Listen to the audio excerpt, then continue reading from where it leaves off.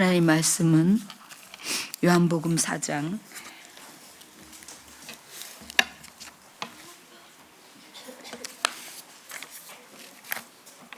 5절부터 14절 말씀까지 5절부터 14절 말씀까지 여러분과 같이 합독하겠습니다. 사마리아에 있는 수가라 하는 동네에 이르시니 야곱이 그 아들 요셉에게 준 땅이 가깝고 거기 또 야곱의 우물이 있더라. 예수께서 길 가시다가 피곤하여 우물 곁에 그대로 앉으시니 때가 6시쯤 되었더라. 사마리아 여자 한 사람이 물을 기르러 왔음에 예수께서 물을 좀 달라 하시니 이는 제자들이 먹을 것을 사러 그 동네에 들어갔음이로라. 사마리아 여자가 이르되 당신은 유대인으로서 어찌하여 사마리아 여자인 나에게 물을 달라 하나이까 하니 이는 유대인이 사마리아인과 청종하지 아니함이라. 예수께서 대답하여 이르시되 내가 만일 하나님의 선물과 또 내게 물을 좀 달라 하는 이가 누구인 줄 알았다면 내가 그에게 구하였을 것이요 그가 생수를 내게 주었으리라. 주여 물을 기를 그릇도 없고 이 우물은 깊은데 어디서 당신이 그 생수를 얻겠사옵나이까? 우리 조상 야곱이 이 우물을 우리에게 주셨고 또 여기서 자기와 자기 아들들과 짐승이 다 마셨는데 당신이 야곱보다 더 크니이까? 예수께서 대답하여 이르시되 이 물을 마시는 자마다 다시 목마르려니와 내가 주는 물을 마시는 자는 영원히 목마르지 아니하리니 내가 주는 물은 그 속에서 영원하도록 솟아나는 샘물이 되리라. 아멘. 이 성경을 읽으면서 예수님을 직접 만나고 예수님의 말씀을 듣고 그분의 눈빛을 마주하며 살았던 사람들이 굉장히 부럽습니다. 또한 이제 간간히 제가 천국에 가는 분들을 환송 예배로 배웅할 때 항상 주님 보겠네, 그것이 가장 부럽습니다. 오늘 때로는 조급하게 주님이 보고 싶고, 그런데 베드로전서 1장 8절에서 9절에는 예수를 너희가 보지 못하고 사랑하는도다. 제가 이 말씀을 얼마나 이 말씀을 하면서 목이 메이는지, 너희가 예수님을 보지 못했는데도 너희가 사랑하는구나. 베드로가 그렇게 얘기하시죠. 이제도 보지 못하나 믿고 말할 수 없는 영광스러운 즐거움으로 기뻐하니 믿음의 결국 곧 영혼의 구원을 받음이니라. 아멘. 여러분, 우리가 예수님을 이 육안으로 직접 보지 못했지만 너무나 영으로 확연히 그분을 느끼고 그분을 바라보고 그분으로 감격하고, 여러분, 제가 오늘 이 찬송을 부르면서 사실 제 이 찬송이 제가 고등학교 때 이 찬송을 너무나 좋아했어요. 그래서 이 찬송하고 97장, 그때 그 찬송은 내 주님 입으신 옷, 그 옷은 참 아름다워라. 근데 그 찬송을 전혀 몰랐던 찬양이에요. 근데 제가 어느 교회에 들어갔는데 누가 그 찬양을 이렇게 풍금으로, 그때는 피아노가 그렇게 흔치 않았기 때문에 풍금으로 이 피아노를 치는데 저는 처음 들어보는 찬양이었어요. 근데 그 찬양을 부르다가 제가 막 울었어요, 여러분. 97장이 아니라 87장인데 내 주님 입으신 그 옷은 참 아름다워라. 그 향기 내 맘에 사무쳐 내 기쁨 되도다. 내 주님 쓰라린 고통을 다 견디셨도다. 주 지신 십자가 대할 때 나 눈물 흘리네. 시온 성보다도 찬란한 저 천성 떠나서 이 세상 오신 예수님 참 구세주. 이 찬양을 전혀 몰랐는데 언니가 이 풍금을 치면서 한번 해봐, 너도 해봐, 그러면서 하는데 그냥 따라서 그냥 이전에 안 것처럼 제가 찬양이 되어졌어요. 그냥 제가 이미 알고 있던 것처럼 찬양이 되어졌어요. 그러면서 그렇게 울었어요. 그리고 그 다음부터 제가 이 찬양을 내 주님이 입으신 그 옷은 참 아름다워라. 내 주님 쓰라린 고통을 다 당하셨네. 그러면서 그렇게 많이 울었어요. 근데 저는 그때 예수님을 그만큼 사랑하지도 않았고, 구원에 관하여서도 정리가 안 됐고, 맨날 천국 갔다 지옥 갔다가, 여러분 제가 여러분에게 구원의 은혜를 가리킬 때, 성경 공부할 때 제가 딱 정리를 해주듯이 저는 그렇게 지냈어요. 그런데 이제 얼마 전에 제 친구도 와가지고 너가 이런 찬송을 했지, 그러면서 그 주님 사랑하는 찬양을 그렇게 하면서 많이 울었지. 내가 저는 까마득하게 잊어버렸는데, 그래요. 네가 그때 제일 좋아했던 게 주 예수께 빚진 것은 한이 없고 나 주위에 갚은 것은 참 적으니, 그거를 그렇게 네가 그렇게 부르면서 울었대요. 근데 저는 까마득하게 잊어버렸거든요. 근데 그 이후로 잠깐 생각을 했어요. 난 그때 주님을 그렇게 사랑하지도 않았고, 주님에 대해서 많이 믿음이 흔들렸고 그런 상태인데 왜 그렇게 찬양을 그렇게 부를 수 있었을까? 근데 제 마음속에 제 느낌이 어떤 느낌이 드냐면, 그것은 내 벗겨지지 않은 혼은 끊임없이 갈등하고 의심하고 또 막 왔다 갔다 하지만 내 영이 끊임없이 하나님을 갈망하고, 우리 아버지가 그렇게 기도하신 대로 우리 아버지가 정말 밥상머리에 앉아서 하나님을 기쁘시게 하는 딸이 되게 해달라는 그 기도를 받고 자란 내 영이 나에게 그 소원을 가지고 정말 이 가사에 들어가가지고, 사실 이 찬양이 굉장히 경쾌한 찬양인데 저는 이 찬양을 부르면서 울었어요. 세상 모든 사람들아 주를 찬양하라. 또 제가 아주 춤을 추듯이 기뻐할 수 있는 찬양이 있는데, 이 찬양을 부르면서 눈물이 막 쏟아지는 찬양이 있어요.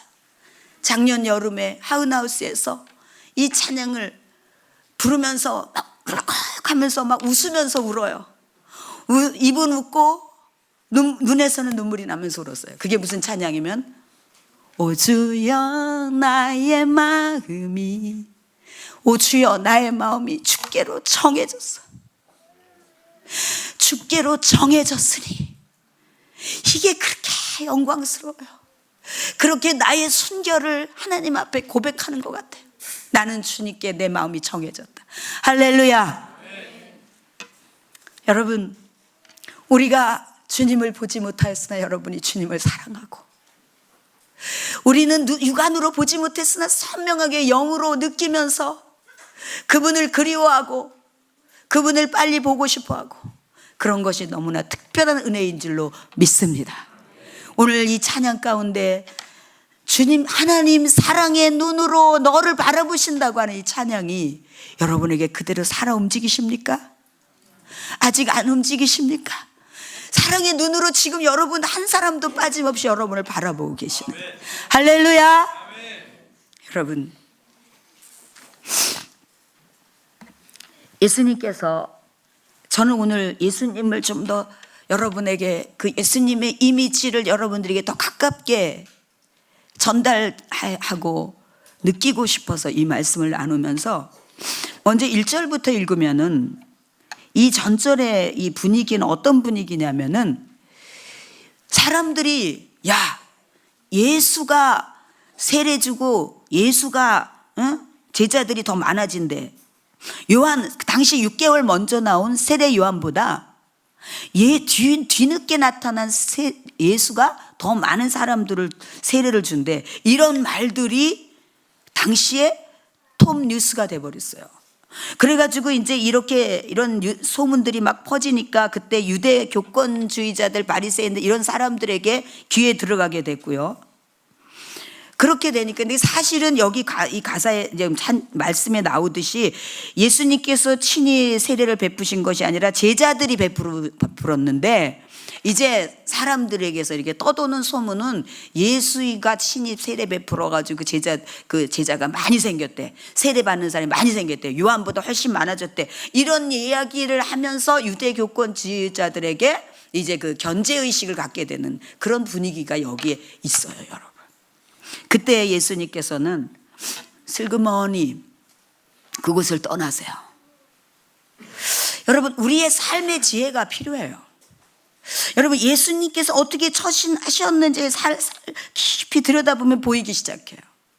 예수님은 때가 안 됐을 때는, 아직 하나님의 때가 안 됐을 때는 피해서 도망가시기도 하고요, 숨기도 하시고요, 또 불필요한 것에 연루되어서 그렇게 낭비하지 않도록, 여기 오늘 이 유대 교권주의자들의 이런 시비가 가까이 다가오는 이런 걸 느끼시면서 이제 갈릴리로 가시게 돼요. 여러분, 우리가 불필요한 것에 많은 생각과 많은 관심을 갖다가 우리가 엄청나게 어려워질 때가 있어요. 그래서 전도서에서는 너희가 하나님께서 들려주는 얘기만 듣지 그렇게 들으려고 하지 마라. 그러다가 네 종이 너를 저주하는 얘기를 듣게 돼. 이렇게 말씀하세요. 무슨 얘기인지 아시겠어요? 얘기해봐 계속 이렇게 되면 그냥 하나님이 듣게 하시면 듣는 거고 안 듣게 하시면 안 듣는 거지. 그러다 보면 사실은 말이야, 너가 너에 대해서 이런 얘기를 했는데 참 내 속이 상했어요, 이렇게 말을 하잖아요. 그러면 바로 그때 뭐가 생기느냐면 쓴뿌리가 생기기 시작해요. 종이 너를 저주하는 얘기를 듣고 멀쩡한 사람이 있을 수가 없어요.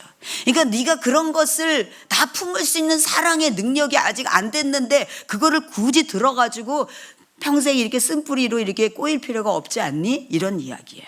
그러니까 우리가 얼마나 삶에서 하나님의 말씀을 통한 지혜가 필요한지 몰라요. 오늘 주님께서 갈릴리로 가세요. 근데 갈릴리로 가는 중간에 사마리아를 통과해야지 되는데, 여러분 사마리아는 아시죠? 유대인들이 사마리아인들을 저급하게 보기 때문에 상종하지 않는. 그런데 이제 그때 사마리아에 있는 수가라고 하는 동네에 이르렀었는데, 그때 이제 굉장히 예수님께서 인성의 한 부분이 여기 나오잖아요. 피곤하신 거예요. 그래서 이제 우물가에 이렇게 앉으셔서, 우리 주님께서 우물가에 이렇게 앉으셔서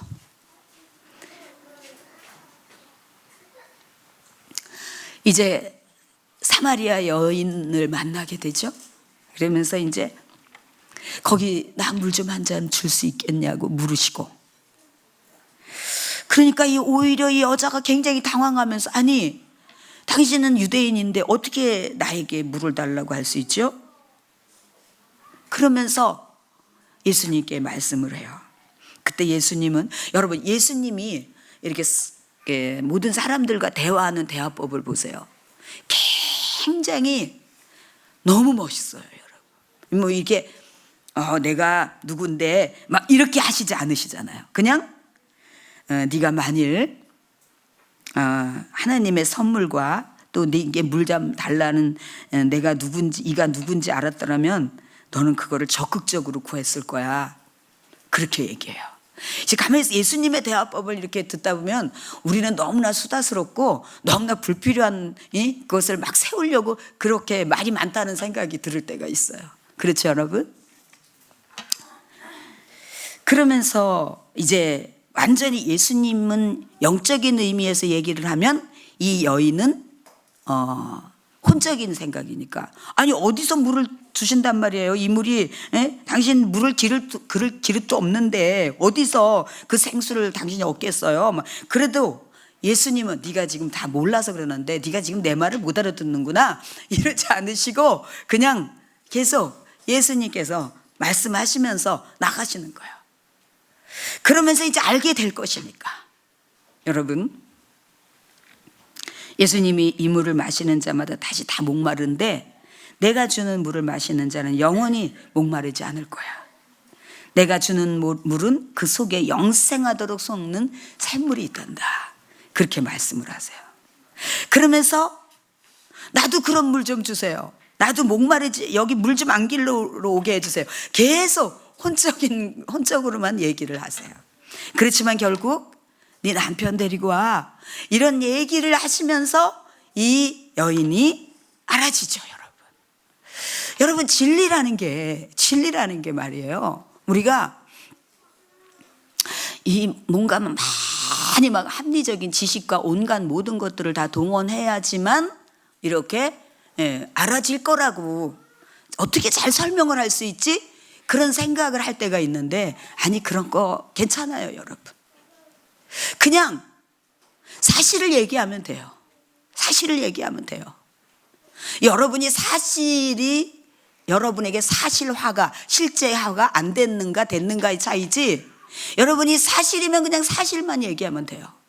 제가 수년 전에 카이스트에 가서 전도, 이제 우리 청년들이 다 전도할 때, 두 명씩 가서 전도하는데, 저는 그 이제 중앙에서 이렇게 전도하는 거, 운동장에 흩어진 애들을 이렇게 보고 이러는데, 저쪽에서 두 형제 자매가 뭔가 이 카이스트생에게 막 이렇게 밀리는 듯한 느낌이 드는 거예요. 그래서 이렇게 보고 있다가 제가 갔어요.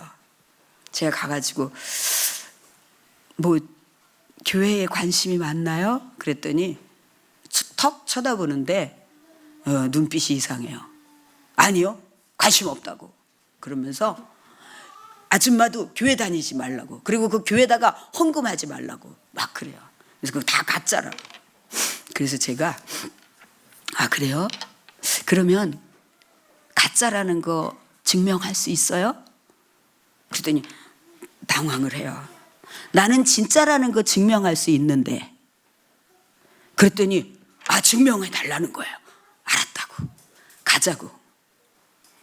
가자고 그러니까 갑자기 얼굴이 팍 바뀌면서 죄송합니다 이러면서 막 종종 걸음으로 갔어요.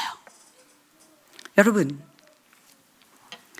예수님께서 이 사마리아 여인과의 대화 속에서 예수님을 보이고 예배자가 되어야 될 것을 말씀해 주시는데, 이 여인은 정말 바로 예수 그리스도를 만났다고 이제 전도하는 전도자가 돼요. 저는 오늘 예수님을 이렇게 보면서 어디가 더 예수님의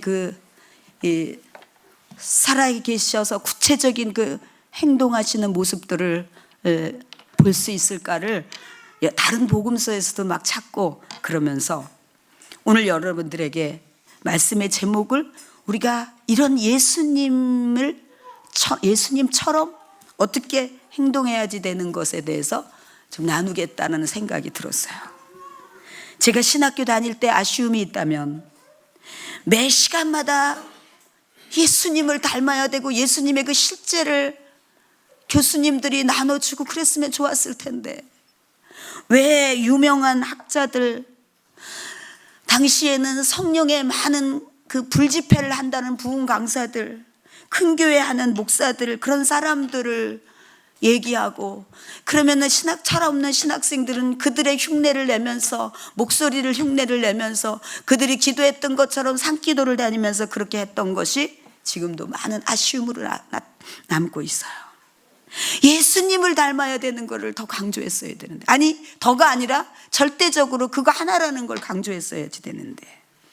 그래서 오늘 예수님의 모습을 살펴보면서, 첫째로 예수님 자체가 사랑이시고 누구에게나 힘을 주시는 분이세요. 여러분, 누구에게나 힘을 주시는 분이세요. 어떤 사람도 예수님께서는 멸시하거나 무시하거나 소홀히 하거나 그런 적이 없으세요.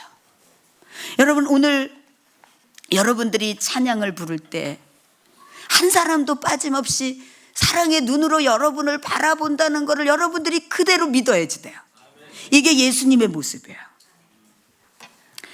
여러분, 어떤 발랄한 여의사의 이야기라는, 제가 저도 병원에서 오랫동안 이제 환자들을 케어하고 그러면서 봤지만, 이 병원의 분위기는 항상 그렇게 막 좀 진지하고 무거운 쪽이라고 보면 되겠죠. 환자들이 늘 아프고 얘기를 들어야 되고, 또 그것에 대해서 뜻하지 않은 선고를 내려야 되고, 막 이런 것들이 병원의 일상이에요.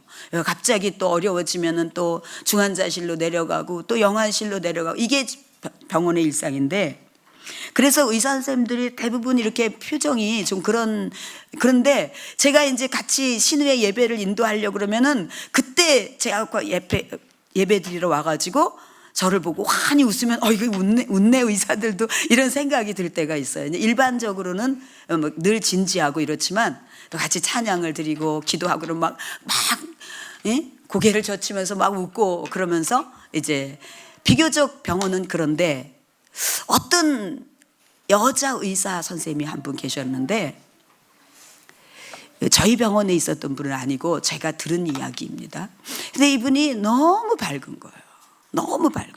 근데 놀라운 것은 이분은 이 아래 다리가 두 다리가 없어요. 근데 굉장히 밝은 모습을 가지고 있는 거예요.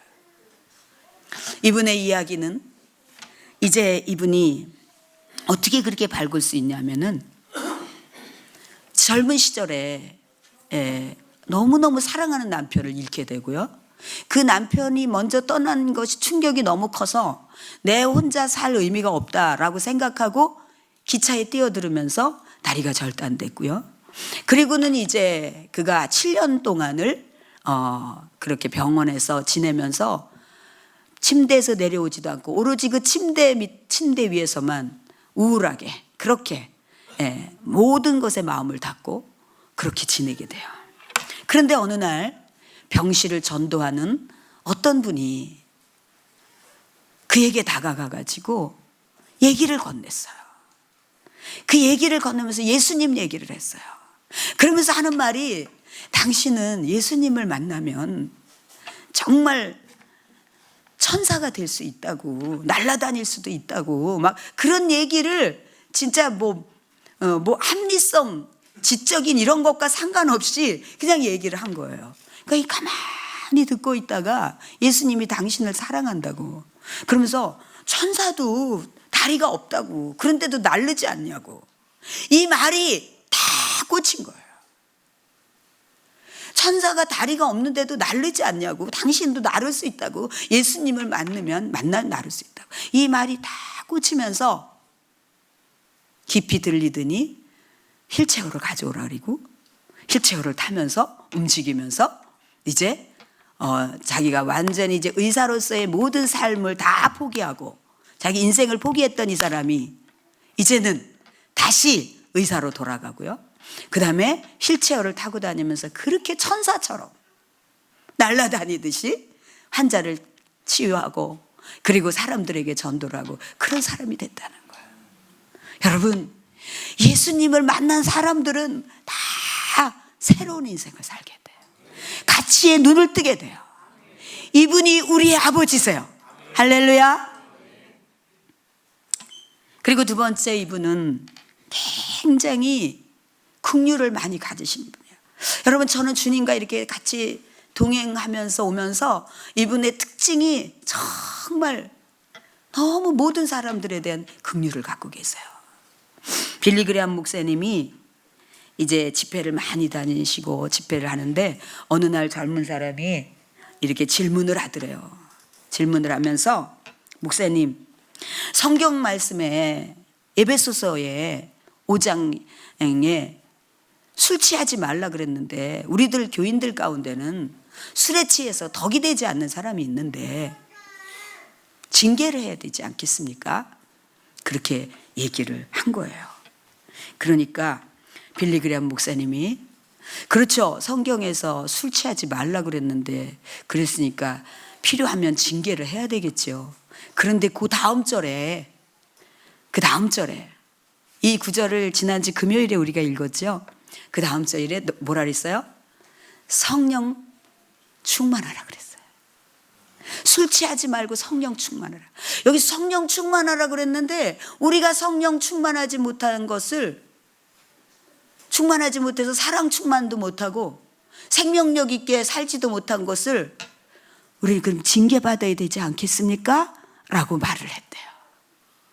너무 지혜로운 얘기죠, 여러분. 하나님은 제가 지금까지 오면서 누구와 누구에게도 함부로 말하는 것을 정말 싫어하셨던 분인 거예요. 왜냐하면 모든 사람에 대해서 다 긍휼을 갖고 계시니까요. 이게 그래, 하나님의 마음을 읽은 사람들은 저런 말을 할 수가 있지. 그렇잖아요. 우리가 성령 충만하라고 명령하셨는데 성령 충만하지 않고 성령 충만하기 위해서는 어떻게 해야 되는데 그거 하지 않고, 그러니까 아무 생명력이 없고 신앙의 힘도 없고 사랑도 없고.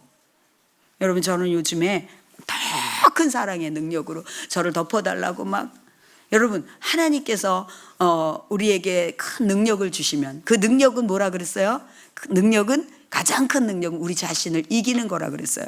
이 큰 능력을 주시면, 사랑의 능력을 주시면, 여러분에게 믿음의 능력을 주시면 모든 게 다 할 수 있어요.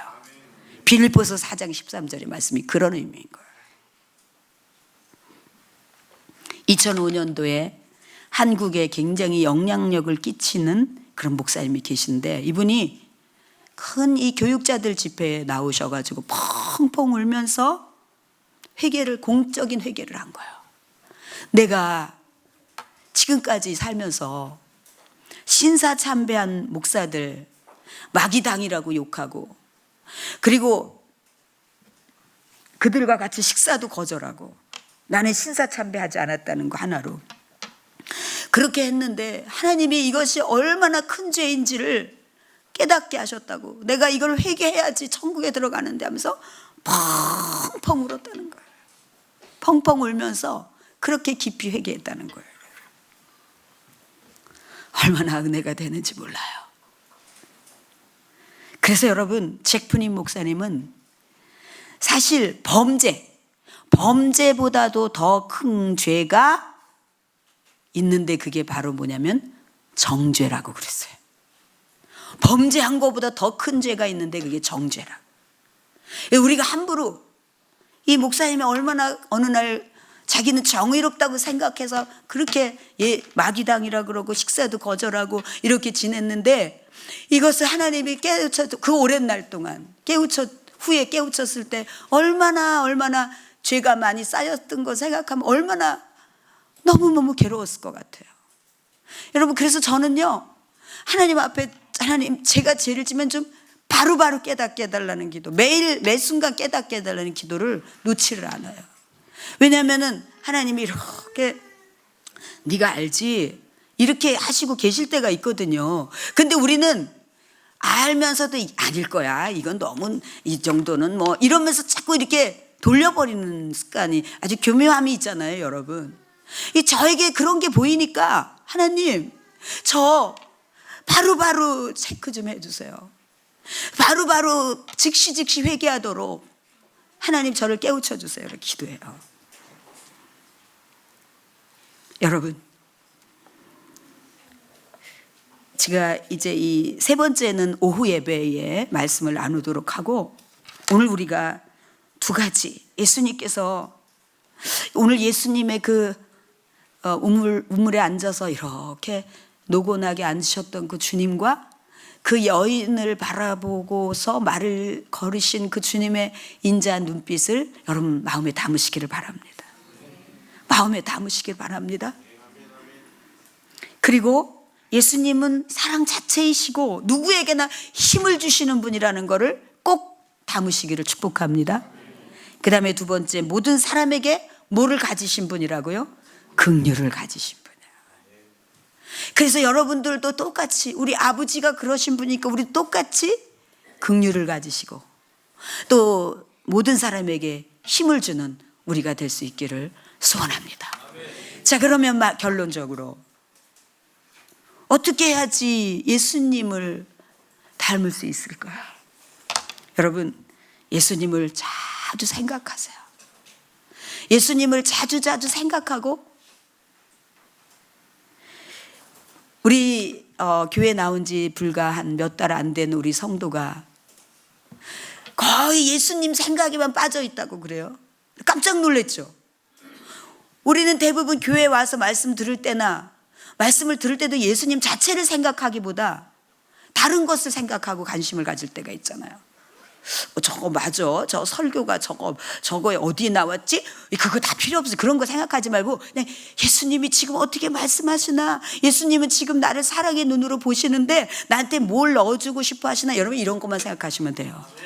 근데 이분은 거의 예수님 생각만 하고 있대요. 어떻게 그렇게 하고 있느냐 그랬더니, 거의 집안이 이제 교회에 나가는 게 자유롭지 못하니까 이 이어폰을 꽂고 성경을 계속 듣고 찬양을 계속 듣고 그러고 있으니까 하나님 생각이 많이 안 되는 거예요.